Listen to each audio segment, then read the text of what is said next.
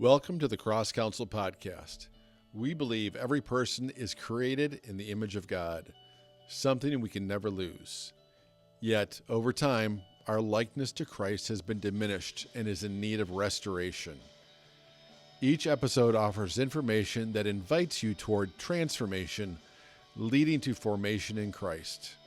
But lasting change happens when you personally engage with our ministry and experience the melt process, where God renews the mind, heals the heart, and restores hope. Together, though none of us has arrived, we're discovering what it means to be fully alive in Him, immediate help, lasting hope, and changing generations. Why is it that sincere Christians can know the truth and still find themselves reacting from fear, shame, or anger? That's part of what we explore in this episode. I'm joined again by Dwight Clough, author, longtime friend of CrossCounsel, and someone who has thought deeply about how real transformation happens in the Christian life. Dwight and I touched briefly on our origin story that has been shared before. Dwight is a gifted writer and communicator. He co-authored Amazing Faith with Moody Press. He has written several other books, including What I Believe About You, End the Divide, and a CrossCounsel favorite, The Gift of Transformation. He also has a new book out that we touch on briefly in our conversation. Many people are drawn to CrossCounsel for healing, but often discover something much deeper, a life of ongoing transformation. Let's jump in. Well, Dwight, it's really great to have you back with us. As I was thinking about the conversation, it hit me that we're coming up on almost 25 years since you and Kim first connected with CrossCounsel, back when our kids were little. Bryn was just a few months old, and now they're all fully into their 20s and 30s, and a lot has happened since those days. A lot has happened. Yep. I remember it well, a couple of days after 9/11, and we got to you because we got this cassette tape, believe it or not, from an old friend, and we must have listened to it 50 times, and it was Ed Smith, and we thought, boy, if even some of what he's saying is true, we got to check this out. And so that led us on a search, and that search brought us to you. So you know the melt process, transformational prayer, CrossCounsel as well as anybody. So what's your opinion when you hear people maybe first get exposed about the melt process or this prayer ministry or CrossCounsel? Where do you think their mind goes? Is the melt process just for healing?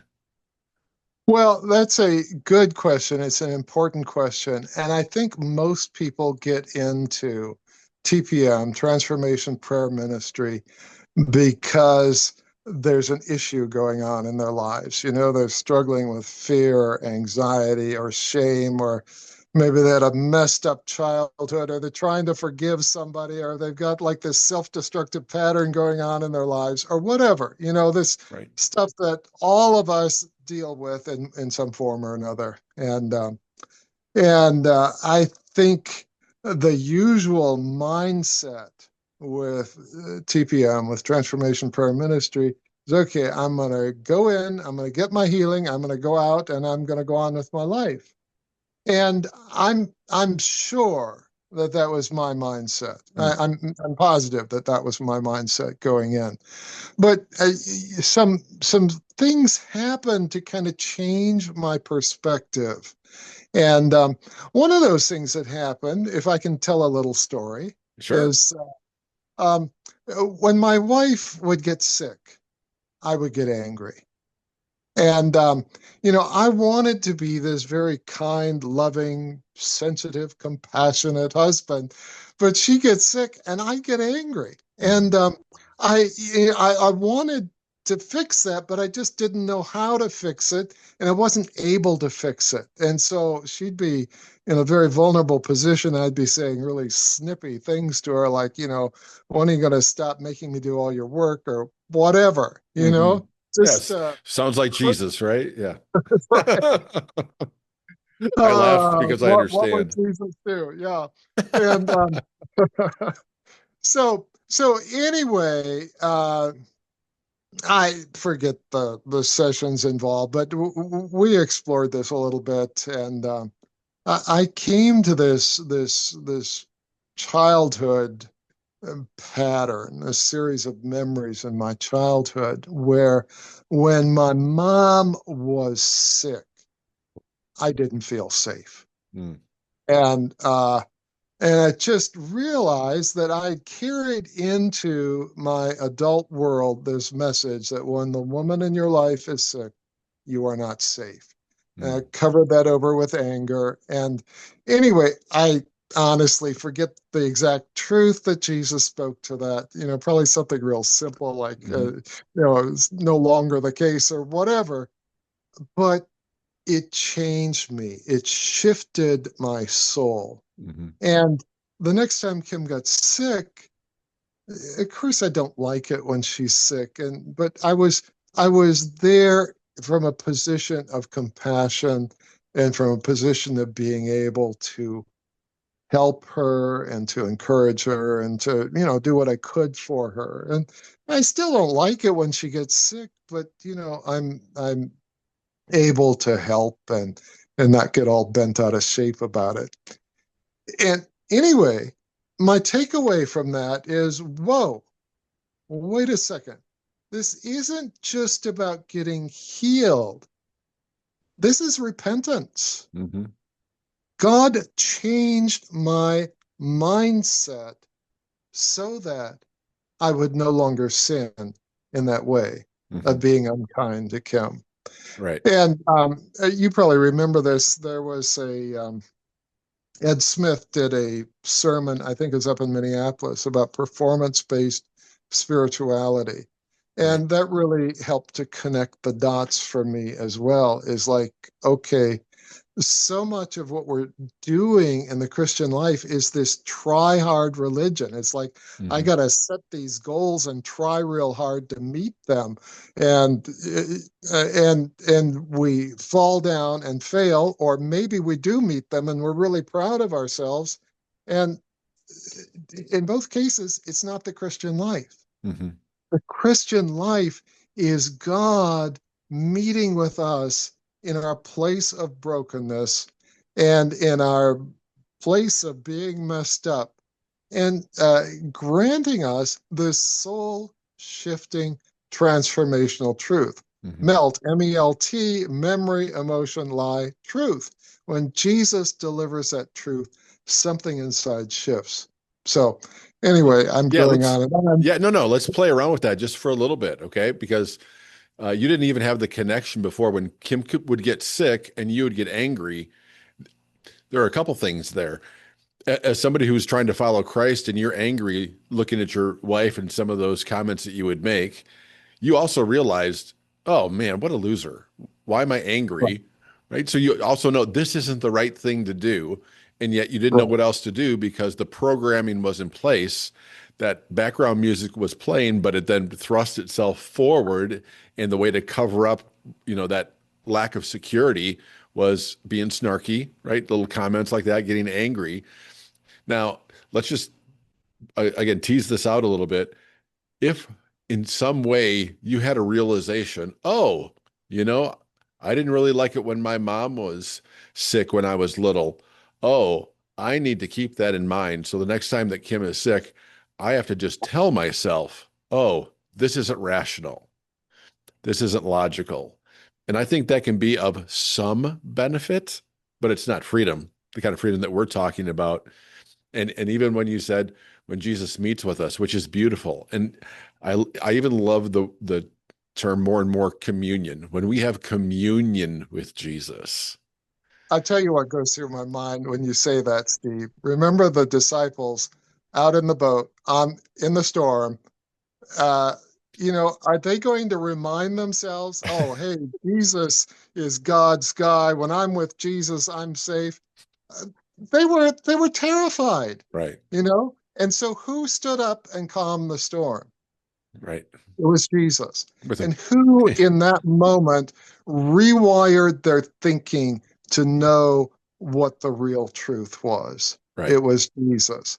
And so we can try to play amateur Jesus on ourselves and try to rewire our thinking, but it's never going to be as good as when the professional shows up and does it the way it needs to be done.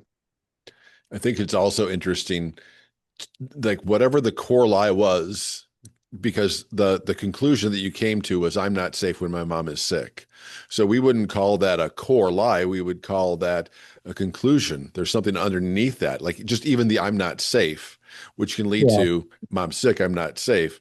So when Jesus does his work and we get underneath those conclusions, it has implications and consequences that are far more reaching than just when Kim is sick. So it makes me wonder when Jesus said, "Peace be still," like how deep did that go in the disciples' hearts? Well, they knew that when they were in a boat with Jesus in the storm, he's our guy. But how much did that cross over to other things? I'm just wondering. I'm just curious about that. Right. That's a very good question. And I'm imagining the next time, a bunch of Pharisees started yelling at Jesus, they were much more calm. Hmm. It's like, what are you really going to do here? Hmm. I also think it's interesting, and I'm just throwing this out to you. This is a bit of a curveball, and maybe we just edit this out. But as I look at the disciples, all the way through to then in the garden when he's arrested, and everyone scatters. And from what we can understand from Scripture, it seems like John is the only one that shows up at the cross. He's there with the Marys, and all the other disciples are AWOL. It's interesting. I listened to a sermon years ago. Roy Hession visited my father-in-law's church, and he preached on John 21. The disciple who loved Jesus, who was Peter, who denied Jesus and bailed out, and the disciple whom Jesus loved, who was John. And John had experienced the love of Mm, Jesus, mm. and it did something profound in him. And so, as we do a little bit of theology on the fly, so people don't hold us to this, we're just two guys trying to walk through this. Have you ever thought of the idea that the only disciple that wasn't martyred was John? Was that somehow connected to him taking that stand with the Marys at the cross? Have you ever thought about that?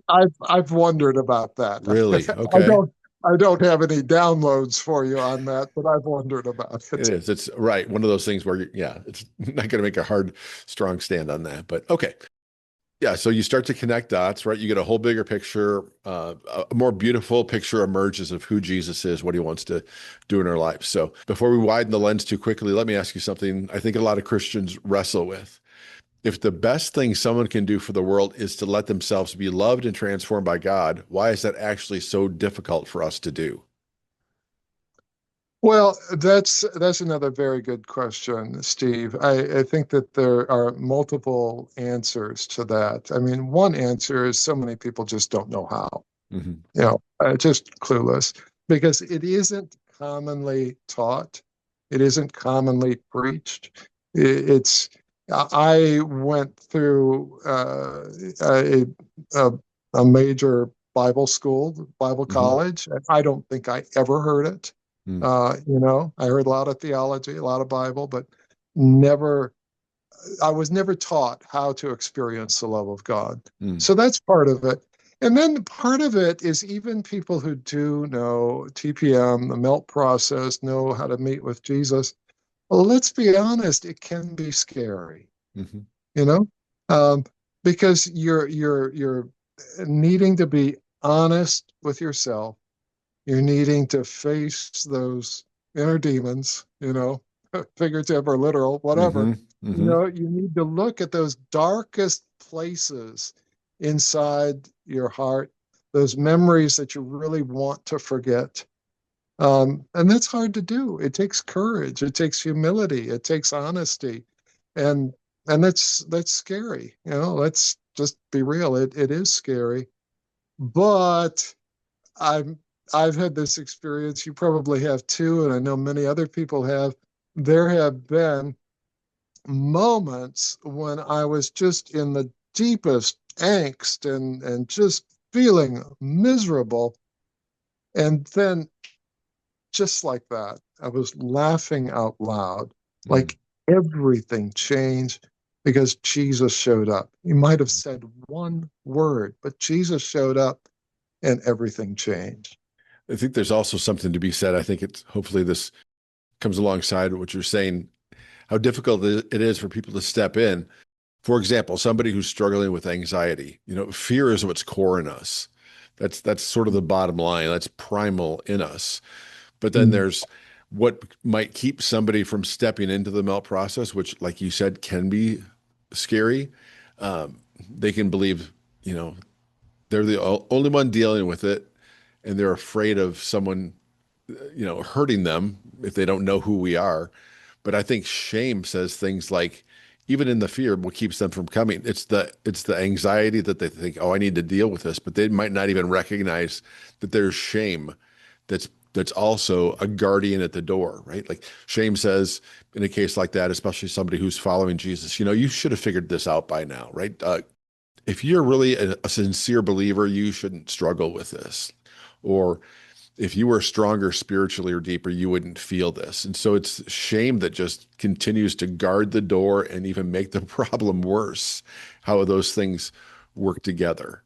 Right. And I don't think this is intentional on Hmm. anybody's part, but I think sometimes church culture just kind of cements that shame or hypocrisy or pretending in place. It's like, it's hard to be honest. Hmm. I think it's getting easier as time goes on, but it's hard to be honest in a church setting, in most church settings, and it's hard to admit that you have problems, and it's very easy to think I'm the only one with problems, and so I'm going to pretend that I'm okay, and not Hmm. realizing that everybody else is pretending that they're okay too. Right. You know? Yeah, there's some AA meetings that have much better culture than Yeah, many churches, and we've talked about that before.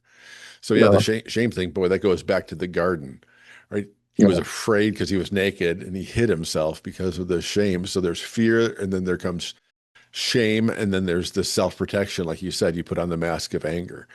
So there's so much to this, and you can see that in Saul. He acts out of fear.